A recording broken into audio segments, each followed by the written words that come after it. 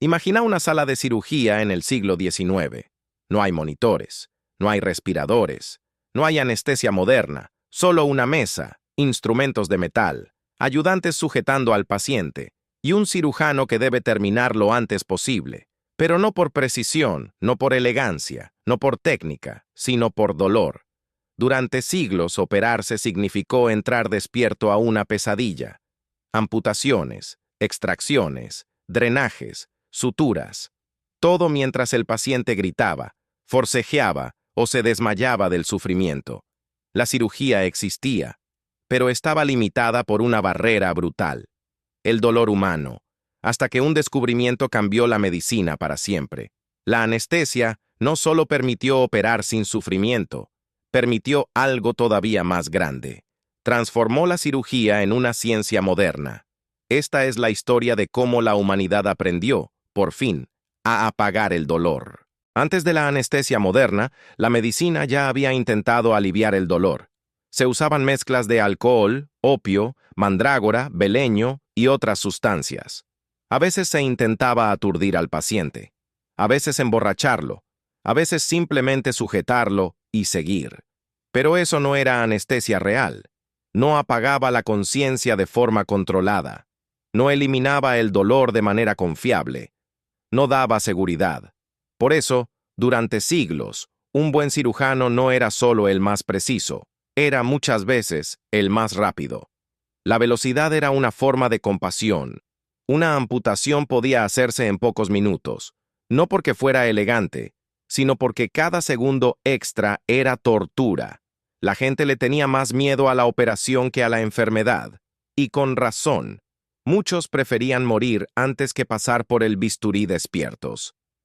A comienzos del siglo XIX, empezó a aparecer algo curioso. En Europa y en Estados Unidos, algunos gases se usaban como entretenimiento. Uno de ellos era el óxido nitroso, el famoso gas hilarante. En ferias y espectáculos, la gente lo inhalaba, reía, se tambaleaba y perdía inhibiciones. Parecía un juego, una rareza química, pero algunos empezaron a notar algo extraño. Bajo sus efectos, ciertas personas se golpeaban o se lastimaban y no parecían sentir dolor de la misma manera. Entonces surgió una pregunta enorme: ¿y si ese efecto se podía usar en medicina? En 1844, un dentista estadounidense llamado Horace Wells vio justamente eso en una demostración pública.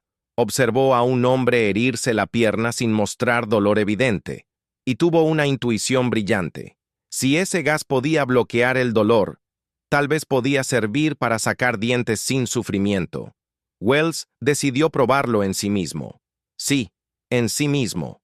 Inhaló óxido nitroso y se dejó extraer una pieza dental.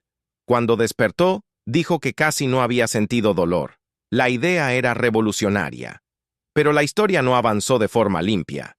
Wells quiso hacer una demostración pública. Quería convencer al mundo. Pero salió mal. El paciente gritó. La sala se burló. La prueba fue vista como un fracaso.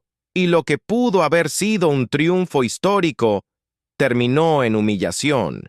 Sin embargo, algo importante ya había ocurrido. La puerta había quedado abierta. Poco después apareció otro nombre clave: William Thomas Green Morton. También era dentista. Y también buscaba una forma de eliminar el dolor en los procedimientos. Pero Morton trabajó con otra sustancia: el éter. El éter ya era conocido. No era una novedad total. Lo nuevo era usarlo de forma convincente, médica y pública. Y eso ocurrió el 16 de octubre de 1846. En el Hospital General de Massachusetts, en Boston, Morton realizó una demostración que cambió la historia. Un paciente iba a ser operado de una lesión en el cuello. La sala estaba llena de médicos. Muchos eran escépticos. Esperaban otro papelón. Morton administró éter por inhalación. El cirujano empezó la operación. Y esta vez pasó algo impensado. El paciente no gritó, no se debatió, no pidió que pararan. La cirugía siguió en un silencio que, para la época, Debía parecer imposible. Cuando terminó, el paciente dijo haber sentido poco o ningún dolor. La sala quedó impactada. Por primera vez, frente a testigos, una cirugía importante había sido realizada sin el horror habitual del sufrimiento despierto. El cirujano John Collins Warren pronunció una frase que quedó para la historia. Señores, esto no es una farsa. Ese fue el verdadero punto de quiebre. Desde ese momento el mundo entendió que la cirugía podía cambiar para siempre. Después de esa demostración, el uso del éter empezó a expandirse rápidamente. Los médicos comenzaron a probarlo. Los hospitales observaron. Las noticias circularon. La idea se propagó. Poco después apareció otro agente fundamental, el cloroformo, y en 1847, el médico escocés James Young Simpson impulsó su uso, sobre todo en obstetricia. Como casi todo gran cambio en medicina, la anestesia también encontró resistencia. Hubo miedo, hubo desconfianza, hubo objeciones morales y religiosas. Algunos pensaban que el dolor era inevitable. Otros creían que dormir artificialmente a un paciente era peligroso o antinatural. Pero la evidencia empezó a imponerse. Con anestesia, los cirujanos podían trabajar con más tiempo, podían pensar mejor, podían intentar procedimientos más complejos, podían operar con menos brutalidad. La cirugía dejó de depender solo de la velocidad. Empezó a depender de la precisión, y eso lo cambió todo.